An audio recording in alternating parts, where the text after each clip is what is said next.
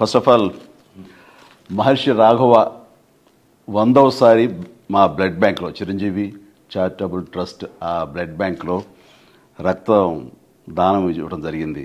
అంటే ఇంతవరకు 50 సార్లు ఇచ్చిన వాళ్ళు 60 సార్లు ఇచ్చిన వాళ్ళు ఉన్నారు, కానీ ఒక వ్యక్తి 100 సార్లు రక్తదానం ఇవ్వడం అనేది ఇదే ప్రథమం. ఇలాంటి సందర్భంగా మా మహర్షి రాఘవని మనస్ఫూర్తిగా మా ఇంటికి ఆహ్వానించి నేను అభినందించడం నాకు ఎంతో సంతోషం కలిగిస్తుంది. సో నిజంగా చాలా గ్రేట్ రాఘవ.